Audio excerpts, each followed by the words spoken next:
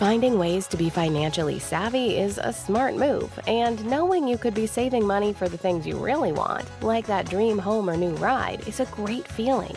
That's why the State Farm Personal Price Plan can help you save when you choose to bundle home and auto.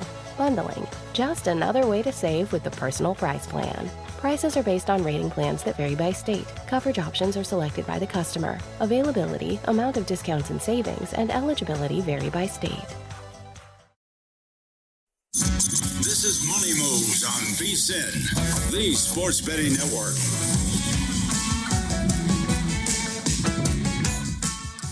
Welcome in, folks. It is a wonderful day. We have a lot to get to here on Money Moves. Jonathan Von Tobel, Stormy Buonantony, is out on the road in South Beach. We will talk to Stormy about the Orange Bowl, which she is out there covering for this week, coming up in about 15 minutes from now.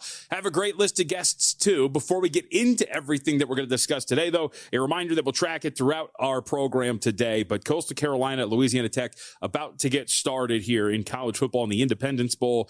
Big move toward La Tech. We're up to 10.5. 10 is the number here at Circuit with a total of 51. We'll keep an eye on whether or not the move in favor of Louisiana Tech, there's been quite a few here in bowl season that haven't been as accurate, is the right side. See if we have any live betting opportunities throughout the course of the show as well. But as we start every single program, we get to the rundown.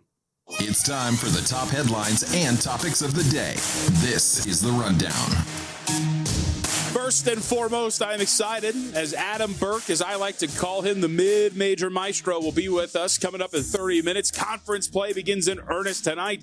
Bunch of ACC, Mountain West, West Coast Conference hoops, and of course some others as well that Adam probably cares a little bit more about, but very excited by the college basketball card later this evening, including a low-key big one later this evening in the Mountain West. We'll talk about those in a little bit more, and of course the college football playoff, as Adam has, I am sure, thoughts on his Ohio State Buckeyes, who are big favorites against Miami. With that, we head to next week as well in the National Football League today. Handicapping Week 18, part of the schedule for today's program. We have a lot of news coming out of the National Football League on how certain teams are going to handle their Week 18 contests. Some noise and news and words that we have to sift through as to whether or not a team is going to take the game seriously or not. And a lot of decisions will be made. We'll update all the news on starters, quarterbacks, and more coming up in the second hour. And finally, where we begin today, we begin with last night, Monday Night Football, or as we like to say, Matthew's very poor performance, MVP, get it? Matthew Stafford. Oh boy. We could talk about the game.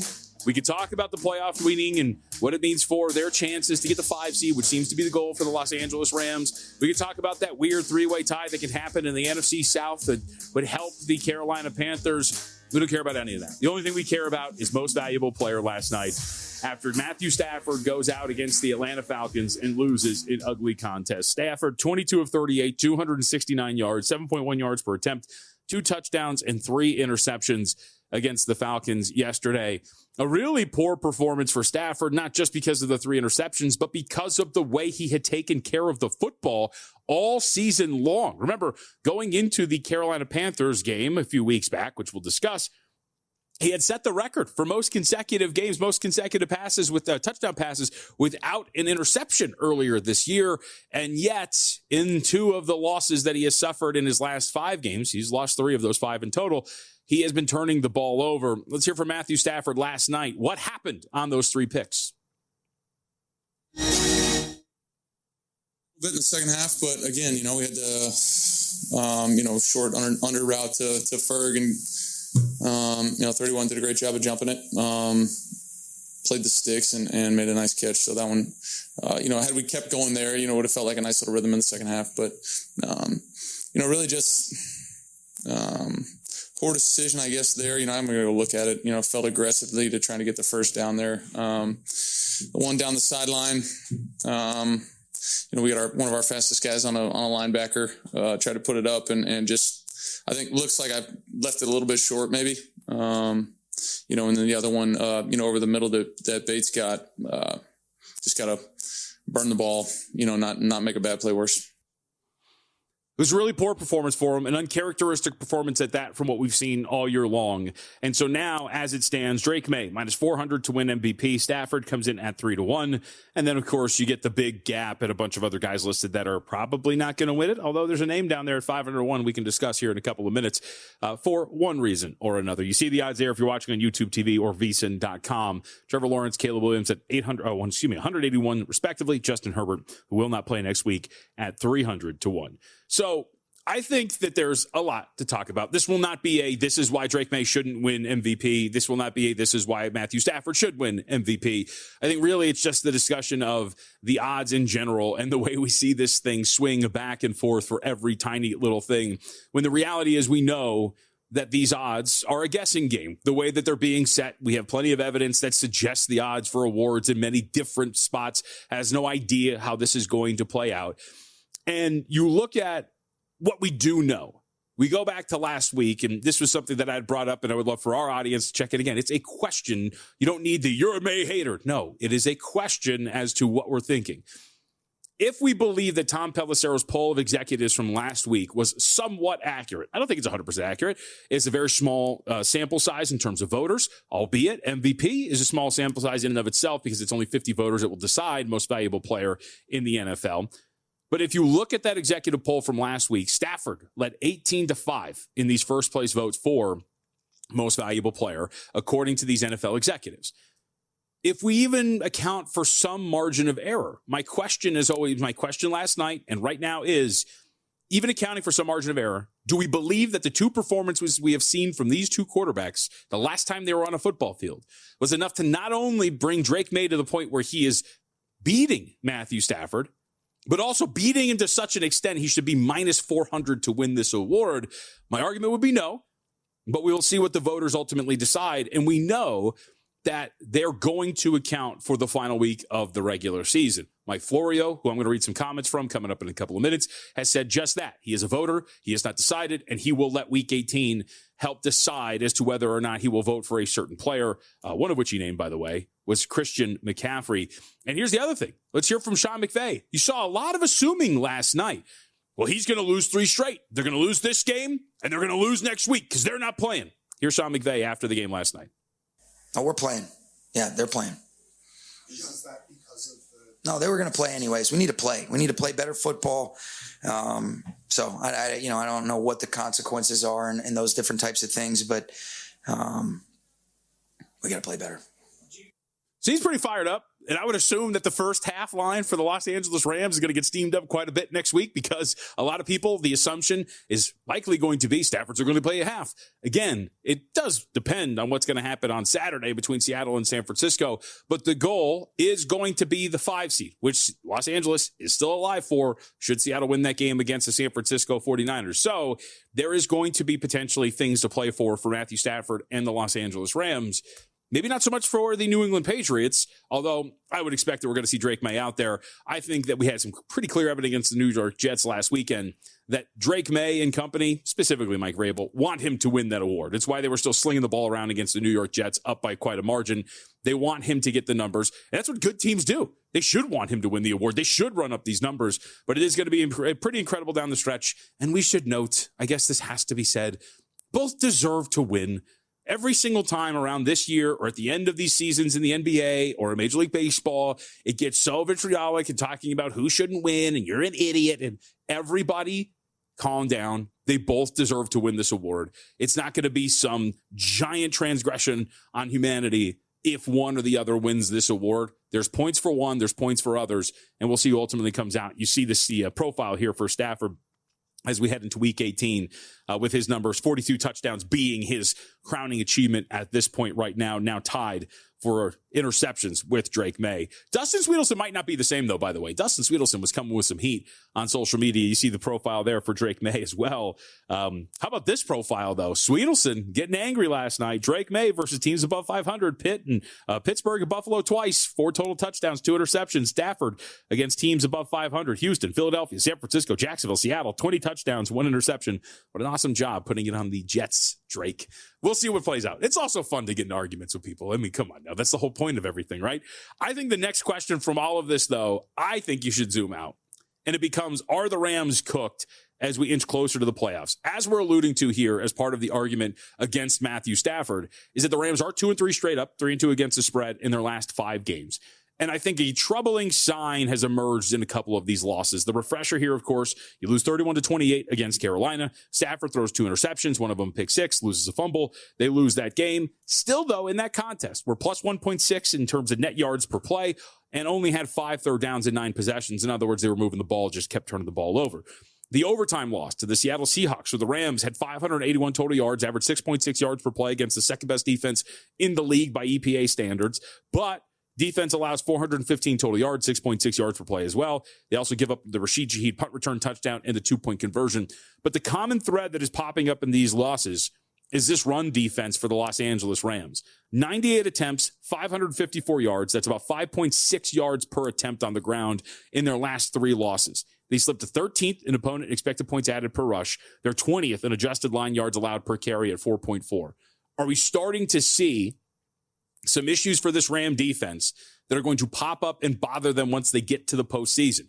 I think it's obviously why you really want to get that 5 seed to take on the opponent coming out of the NFC South, although they have lost one of those games to the Carolina Panthers. And you do wonder, they're no longer the favorite to win the Super Bowl now after this loss to the Atlanta Falcons. That would be the Seattle Seahawks. But given the consistent performance from this offense outside of last night, do we not believe, and by the way, still put themselves in position to potentially win the game. Obviously, getting a block kick return for a touchdown is a big thing, but offense was there too. Probably should have gotten a pass interference call on that late throw downfield that would have set them up for, at the very least, a shot at a field goal. But either way, I think it's actually worth adding here at this point, the Rams to win the Super Bowl. I understand that you're buying low, but I think that's kind of the whole point. I threw in plus 550, the Rams to win it. I understand everything going on with this team, but I think lost in the conversation about these awards is that I still think the Rams are the best team in the NFL. I think this offense is still one of the best in the NFL. And even with some of the issues they have defending the run that they've shown in the last 5 games, if they get that path through the NFC South, I think it's a team that I don't think anybody in the NFC wants to see coming, even in some road games. All right, let's take a break. When we come back, we head out to the Progressive Guest Line. Look who decided to show up. Stormy Buonantony's going to join us to see what's going on the East Coast for the bowl games and more. Don't go anywhere. You're not going to want to miss it. We have a lot to discuss.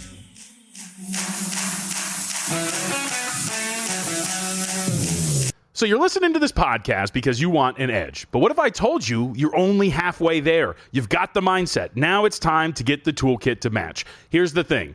Pro bettors spend thousands on data and tools. But what they don't want you to know is that you can get the same edge for a fraction of the cost with VSiN Pro. VSiN Pro gives you access to expert picks, public betting data, prop projections, powerful tools, analytics, and more. Just tap the link in the description and see why thousands of bettors are already using VSiN Pro to cash more bets.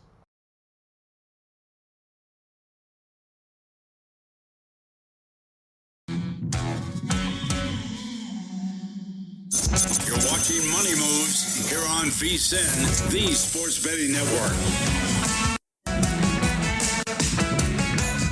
Start the new year off as a better bettor with a VSiN Pro subscription. It's the final week to save 50% off the regular monthly price with our holiday specials. Sign up now.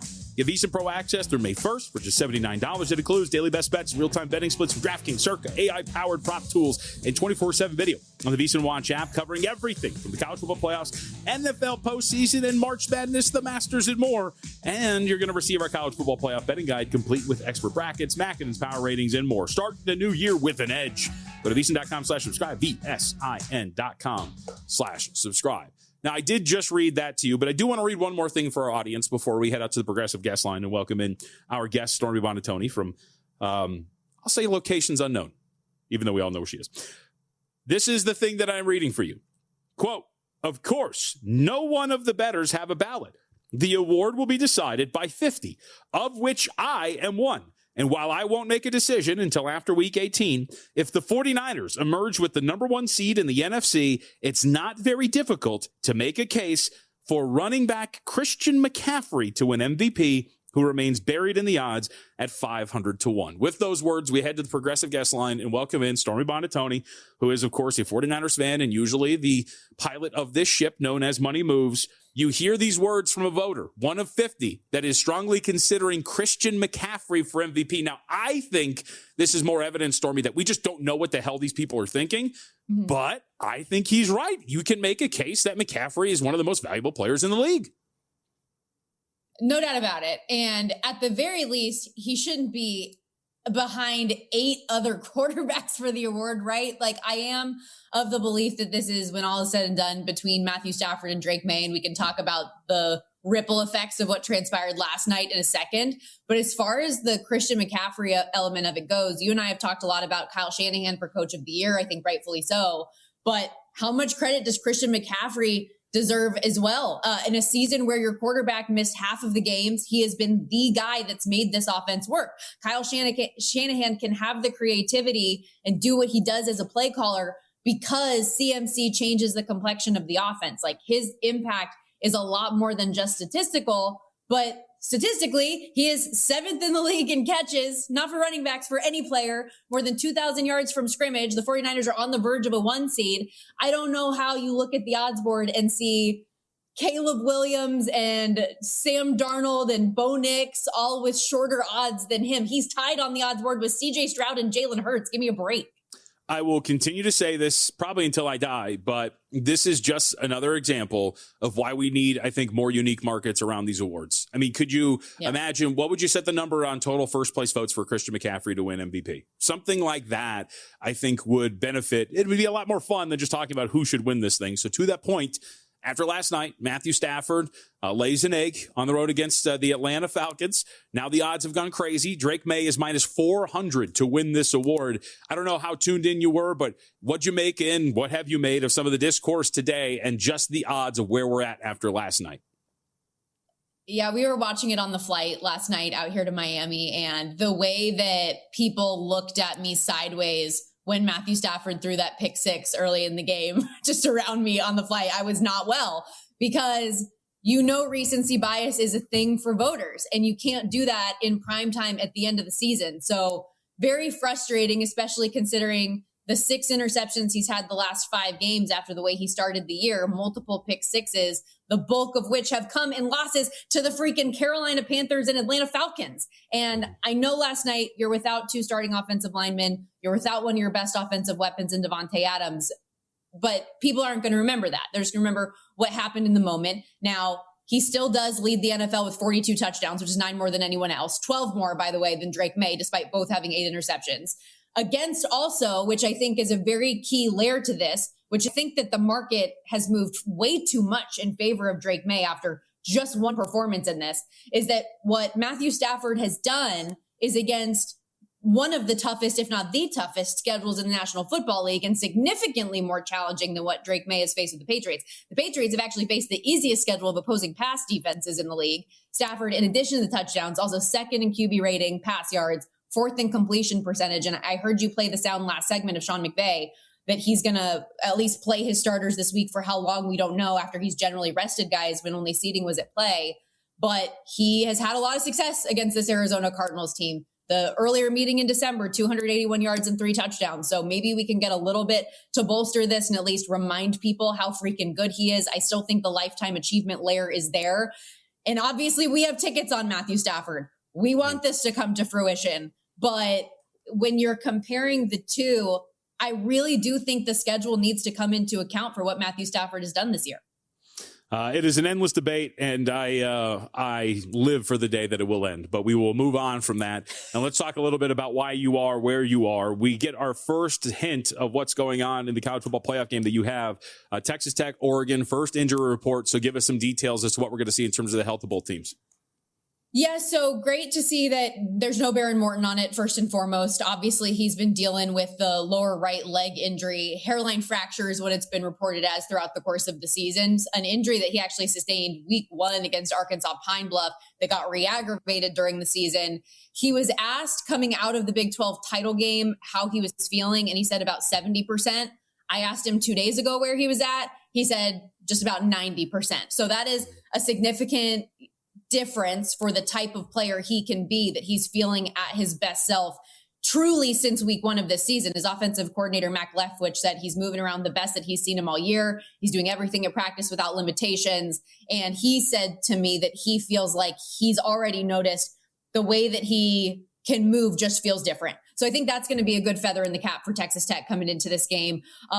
Jacob Rodriguez was an unexpected addition to the injury report, although he is listed as probable. When I spoke to him, he said that it's not like there was any one injury. It's just kind of football dinged up, which I think more guys than not have that at this point in the season. But with 25 plus days off ahead of the game, he'll be just fine. And then the other big one on the Oregon side, going into the first round game against JMU, everybody saw some of the wide receivers get back. You get back to Corey and Moore, but Evan Stewart was another name that was out there on the practice field that week. He has already been rolled out. So we're going to have our meetings with Oregon later on this afternoon and really get the lowdown of all of that. But for somebody that I know Oregon Ducks fans have been excited about the potential of maybe getting back for the CFP run, it will at least be another week without him, it appears. So, and to clarify, you've talked to Oregon players, you just haven't talked to coaches?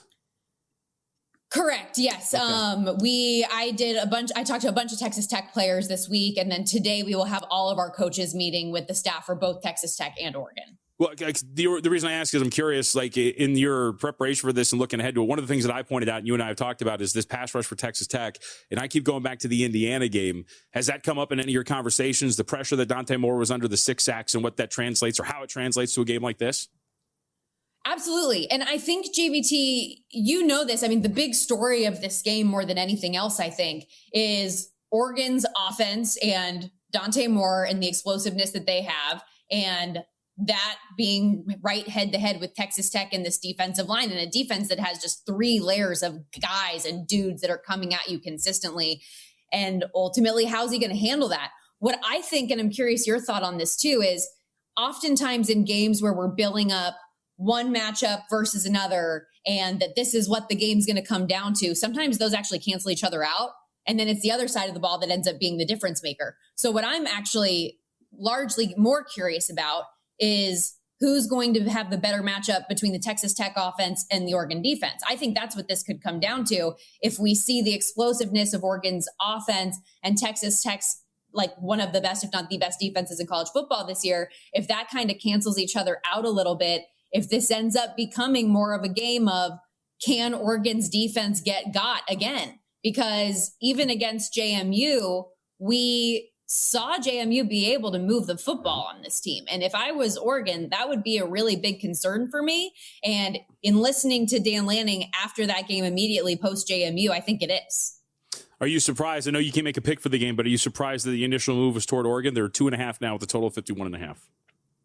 Not entirely, but I think that it might be more big brand based than anything else. I think there could be a combination of Oregon is Oregon, and after what happened to them last year in the Rose Bowl, they're coming out a different team. We saw what they did early against JMU, did whatever they wanted. 5 drives, 5 touchdowns, 4 different guys that they're getting it to.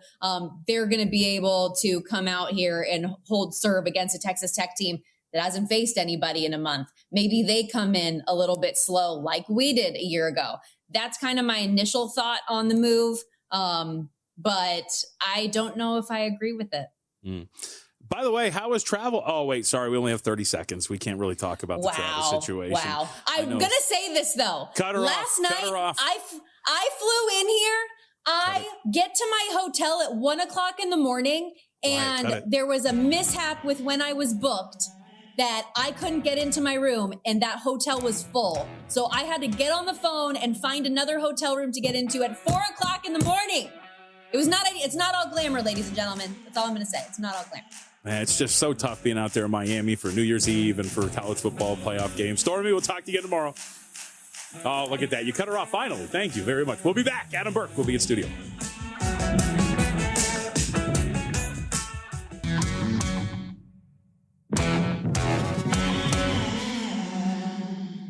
You're watching Money Moves here on VSiN, the Sports Betting Network. Couple of updates here as we're looking at things. We'll get to those momentarily. Just wanted to let you know that before the line moves, Sharp Play is already there. They don't just follow the market.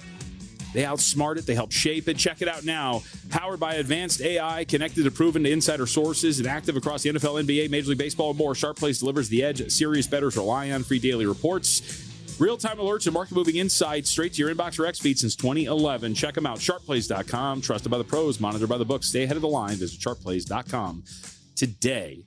A couple of practice updates, really just one big one, it looks like. Rico Dowdle not practicing today by all accounts, so we will see if he will be out there. Of course, a big one coming up on Saturday for the Carolina Panthers, who will take on Tampa Bay Buccaneers with maybe the division on the line. At the time, the division will be on the line, but it also depends on whether or not the Atlanta Falcons will win their game in the final week of the regular season. We'll discuss that coming up in a little bit. We have a lot of news to update with some of the games coming up in Week 18, but for now, we welcome in Adam Burke, who is here at the desk with us to discuss a little college football and, of course, college hoops. We have a big slate coming up later today. Conference play starting in earnest, but college football is where we will begin. CFP, Stormy's out there in Miami. I'll ask the same question to you that I asked to her. Your thoughts, shock, surprise, nothing at all with the line moving toward Oregon in that matchup against Texas Tech? A little bit surprised, I think, but also, I mean, this is a situation where the strength of schedule discrepancy is really driving, I think, a lot of the line movement here in this game, which, we've seen a lot in college basketball as well. We've seen strength of schedule moves pretty much on the regular, across college basketball here so far. But, it is one of them here that I think because Oregon and Texas Tech have similar EPA metrics, stuff like that, the fact that Oregon has played so much more difficult of a schedule is the reason why that line is moving. But again, I think it is one of those situations where we haven't seen it go to 3 yet. And I think, to me, that's pretty telling of maybe some Texas Tech money either coming in late or some people maybe looking to play the money line on that side. Yeah, it's what we always talk about. That is, the line moves will tell you a story to an extent. Mm-hmm. And the fact that there's no real rush by any books to throw up a 3 right now gives you at least some inclination as to maybe some sharks lurking there. So to the point of the strength of schedule, this is I think it's something everybody wrestles with at some point when you talk about evaluating these teams. The strength of schedule thing, I think, is a fair criticism to an extent when it comes to a team like Texas Tech. But having said that, they smoked everybody that they faced with that easy strength of schedule. So how do you weigh that when you're evaluating these teams? You could say they played nobody. They also didn't find themselves in a scrap with anybody throughout their conference schedule. Yeah, and I mean, the only game that they lost was the game against Arizona State that Behren Morton didn't play, right? Yep. So, I mean, Behren Morton is a guy that's been hurt a ton throughout the course of his college football career. Will Hammond probably going to be fine going forward for them if he stays within the program, but that was a game where they did lose with their backup quarterback. So, other than that, when they had Morton out there or when they were playing, a lesser team with Hammond, something like that, or even Mitch Griffiths, like you said, I mean, they blew everybody out, right? And that's all that you can do. These schedules are set relatively far in advance in terms of the non-conference, especially if you're playing a premier non-conference game. And for Texas Tech, I mean, they outscored Big 12 competition by 244 points. Like, that's all that you can do, and outscored them by 240 points in their 8 wins because they lost by 4 to Arizona State. So, like, that's all you can do is play the teams that are in front of you. And, for Oregon, I mean, no one would have expected playing Indiana to be playing the number 1 team in the country, as part of their conference schedule. So I think it's kind of a little bit overblown, I would say, especially because keep in mind the non-conference portion of the season tends to kind of weigh that pretty heavily, which, because you only have the 12, 13 games, right? So a quarter of them are non-conference games. If you don't play anybody, that really hurts your strength of schedule when ultimately it doesn't really matter that much this time of the year. All right, let's talk about your boys. Interesting matchup here. Ohio State taking on Miami tomorrow. We'll get this at 4:30, 9.5 the spread. Total's 41. So let's just start with the number. Similar aspect, right? We saw some 10s, but they were gone pretty quickly. It's been 9.5 pretty much this whole time. So maybe some trepidation by the market to get to that 10 because those will get snatched up pretty quick. How much of this is just that Texas A&M game? How much is this a legitimate gap between these two teams right now? Yeah, so personally, I make the number 8, and I don't adjust my power rating. It's just a raw power rating number. I don't adjust it for a low total or, weight it for strength of schedule, anything like that. It's just kind of a very simple guide for me. I know other people do weight their numbers and stuff like that.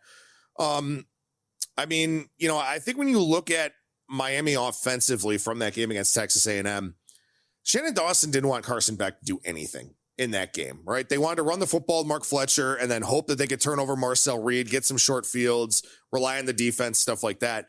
So I think that's a big part of the reason why this line has gone up on the Ohio State side is there's just not a whole lot of expectations for this Miami offense. And they're probably not going to create explosives through the air. Fletcher's not going to find, in all likelihood, the explosives that he found against Texas A&M. So I think that's why this line is moving towards Ohio State. It's probably not necessarily a strong belief that Ohio State is that much better than Miami, that they can easily win this game by double digits, stuff like that. But I do think that it is one where probably the team total for Miami will be something that people will be looking to bet under in this game. Honestly, I don't really see a whole lot of points in this one, to be honest with you. Sitting there 40.5, 41 in that range. I think Ohio State's going to struggle a little bit to move the football too. But nothing would shock me in this game, right? I mean, Miami finding a way to upset Ohio State wouldn't be all that shocking, in all honesty, because Ryan Day gets really tight in these types of games, wants to put it on the defense. But also Ohio State winning and, comfortably wouldn't really shock me either. Yeah, I'm curious. Like I think most of what you hear is if this is going to be a game in which Ohio State scuffles around, I think it's easy to just look at the young quarterback and say, hey, right, last 4 games, he was good. He was not anywhere near as explosive. It was not anywhere near as deadly. You look at weeks 1 through 11 for Julian Sayin, 80% completion, 9.9 yards per attempt, 24 touchdowns to 4 interceptions. From that point on, though, 72% completion is good, but 7.9 yards per attempt, 7 touchdowns, 2 interceptions.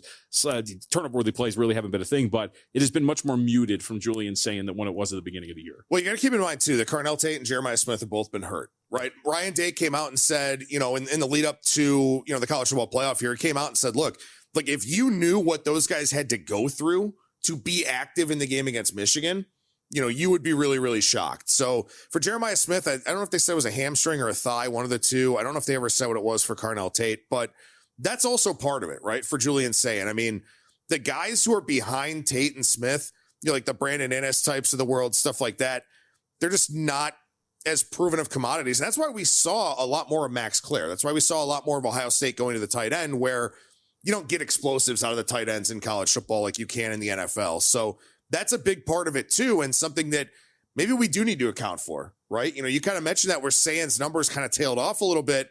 Well, as Stormy mentioned, with 20 plus days in advance of the game, for a Texas Tech team, they can be healthy, stuff like that. It's a similar thing for Ohio State, sure, where Smith and Tate probably got some of their explosiveness back by not having to play for a while. Do you think there's anything to a layoff like this? We saw some of the teams that had those layoffs last year, did not come out with their best foot forward. I think so. I mean, Ohio State and Oregon being one of the prime examples here. I kind of thought that maybe it would be a benefit for Ohio State that with how physical that game against Miami or against Texas A&M was for Miami, right? There were car crashes all over the field in that game. It was a very, very hard hitting game to where, Torrey had the concussion at the goal line. Poyser left the game with a shoulder. I thought maybe that would be a positive thing for Ohio State, not having to play in that round and Miami getting beaten up a little bit. But their injury report doesn't cite either one of those guys. So, it seems like the Buckeyes won't really catch a break there. I do think that there's a couple of things here, right? Ohio State coming off of a loss, much like they were last year in the college football playoff. And Ryan Day stepping forward and really taking control of the offense, taking control of the program again like he did last year, where because Brian Hartline was so distracted, I think that really hurt Ohio State in the Big Ten championship game because they weren't efficient offensively, except for those 2 drives where they, wasted in the second half. So I think Day coming out and saying, look, I'm taking over the play calling probably spoke volumes to that team. I know a lot of Indiana people got mad at me about this, but I will restate, at least if I was in those shoes, what are you really showing in a Big Ten championship game? Seriously, I mean, I know you're Indiana, it meant a lot and it's a great achievement. I don't think it denigrates what Indiana has achieved. What I'm saying is, I don't think you're going to like the back pages of the playbook and unveiling some of the intricacies that I think you want to save. The Big Ten, in the grand scheme of winning a national championship in that day, when you're 1-2, don't mean anything. And so I think you save some of your best bullets for this time. I think you can make a case that Ohio State won their Big Ten championship game this year. Mm-hmm. They beat Michigan. Sure. Right. That's all that they wanted to do. And then the Indiana game, I don't want to say it was an inconvenience because you always want to pick up hardware. You always want to set out to win your conference. But to your point, it probably did mean a lot more to Indiana. And Ohio State, if it is true that it was kind of on the back burner for them, I mean, there are a couple of late game decisions from Ryan Day away from maybe winning that game. Yep. All right. When we come back, we have to get to a lot of these other 2 games. The Mississippi-Georgia contest, right now it's 6.5 in favor of Georgia. Total's 55.5. I haven't talked to a lot of people that are making the case for Ole Miss. I hear a lot of easy romp, but let's invoke what we were just talking about. Despite all of this belief that this is going to be an easy walkover, this hasn't gotten to 7. And in fact, some 6s are starting to pop up. So let's talk about what Georgia has in store for them against Ole Miss. And of course, we also have one more game to get to. An SEC team, a touchdown underdog to Indiana in the playoff. That's all that and more. A little bit of college basketball as well when we come back here on Money Moves.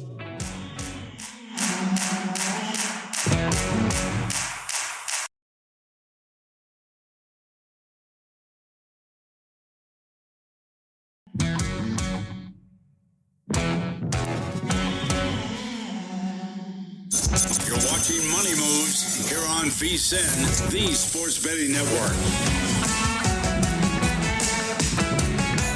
Folks, the Fremont Street Experience is always on, but this New Year's Eve, they're turning it all the way up.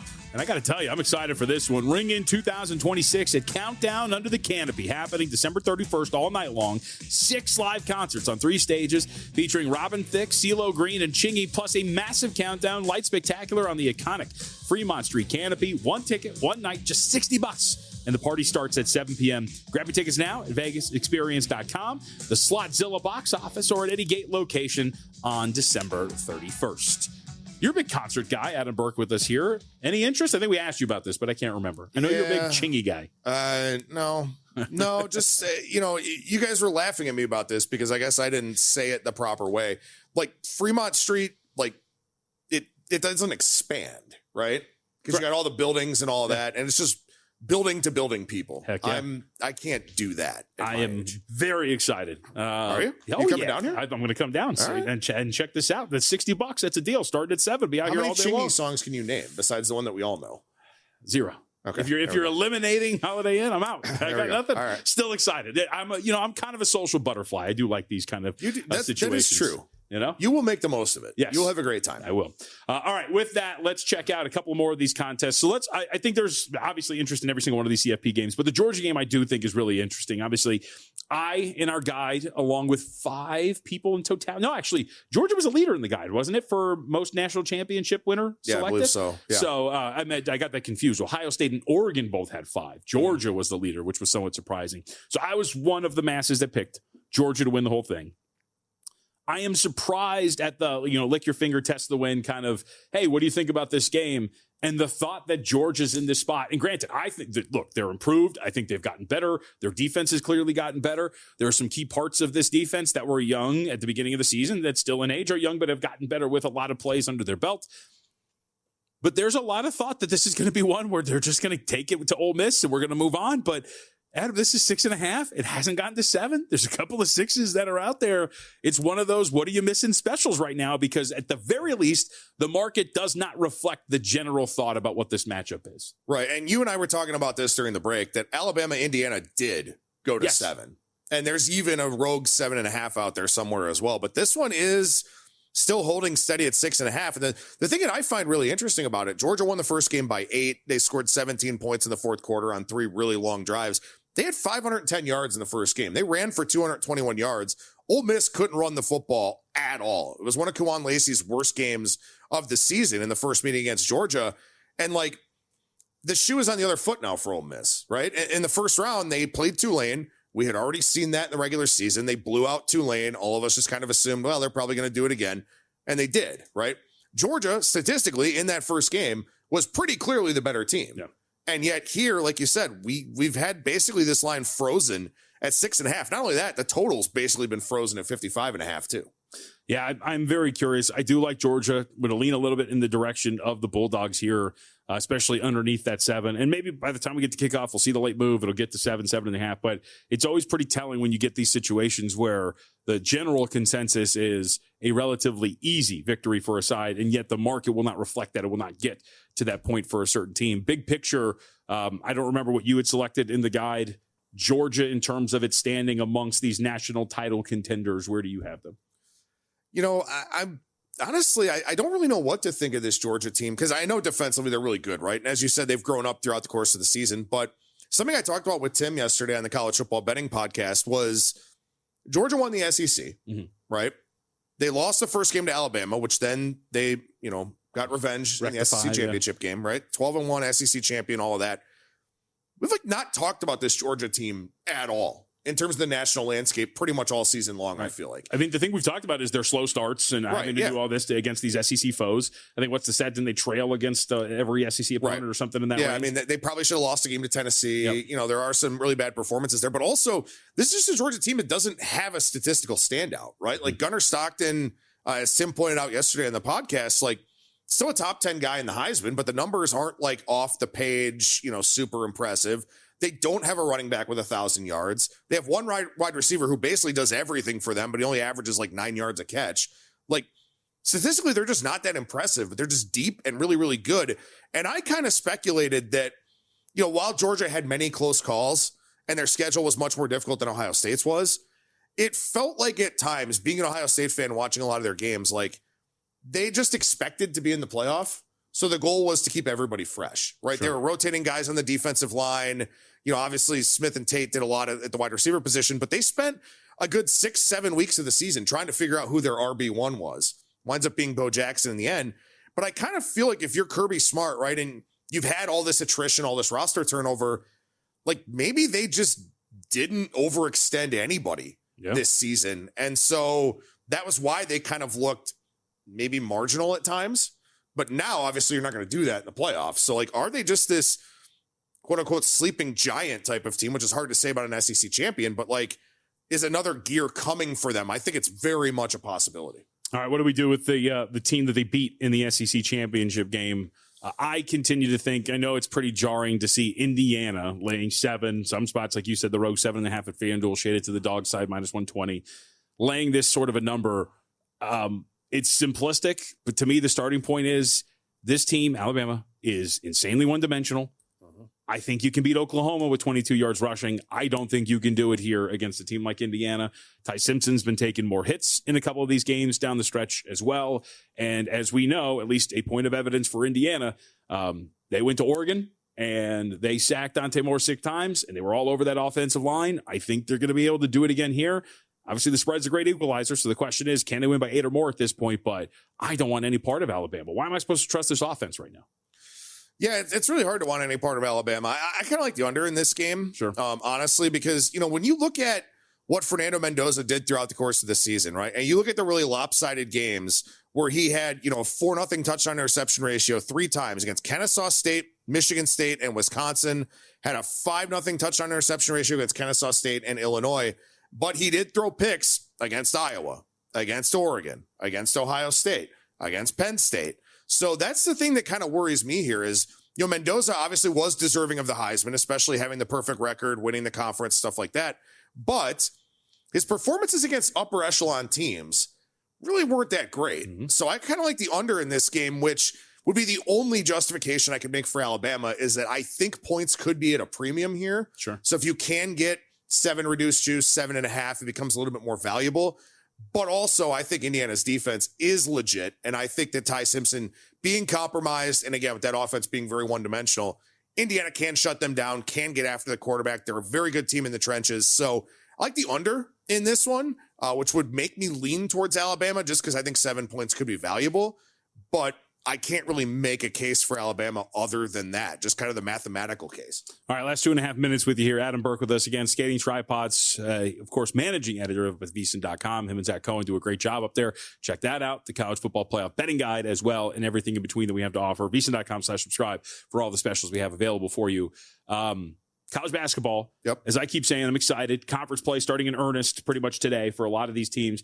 A tent pole, you can go anywhere we want this. Is there any tent poles, any general thoughts you have about betting college basketball? Now that we're entering conference play, we're getting, obviously, familiarity because there's programs that have been together for a while. You also get some new faces as well. I mean, the game I'm excited for today, for example, we're going to get New Mexico on the road against Boise State. In theory, that is a familiar matchup, but this is a new New Mexico regime. So how do we handle some of these as we enter conference play? Yeah, New Mexico and Boise State is one of the plays I have in my article over at VSiN.com. But, conference play, I mean, again, there's a degree of familiarity between the coaches, but so many of these rosters just look so dramatically different at this point in time that, a lot of these coaches may try to do a lot of the same things that they've done in the past, just doing so with new personnel. Also, some of those coaches may have adapted, may have evolved a little bit. So there's definitely not as much familiarity. Certainly there will be more familiarity when you get the rematches deeper into conference play, where you can kind of take some things that happened in the first game, kind of apply them to the second game. But this is one, I mentioned this already, where we've seen a lot of line moves based on strength of schedule. And now with a lot of these conference games that you're getting into, you will see some teams that have played the 215th ranked schedule. I guess the team that's played a top 60, top 70 schedule, something like that. So that is something that you do want to factor into the equation, right? You know, numbers can be more telling for teams that have been tested a little bit more. But to the point we brought up about Texas Tech earlier from a college football standpoint, like, you can downplay Texas Tech's schedule, but they crushed everybody, right? So maybe you played a higher degree of schedule, but if you got blown out in all the games you played against quadrant 1 or quadrant 2 opponents, then I don't care. That doesn't tell me anything about your team. So that's something you really want to factor in, the strength of schedule with these teams going into conference. The other thing is now you have a more regimented schedule, right? Yeah. So for example, like the Big Sky Conference, you're going to play Thursday and Saturday, and you mostly know that. So you're going to have, you know, some road trips that are maybe a little bit more difficult, quick turnarounds, stuff like that, especially in some of these, you know, cross-country conferences like we have now thanks to realignment. At Skating Tripods again, check out all the work up at VSiN.com. Great college basketball betting articles up there too, of course. And it's got a Mountain West place. You're going to want to get a part of it. Thank you very much, sir. Appreciate it. Second hour on the way. 20 minutes from now, Frank Schwab is going to join us, get his thoughts on the MVP race and what he likes in Week 18.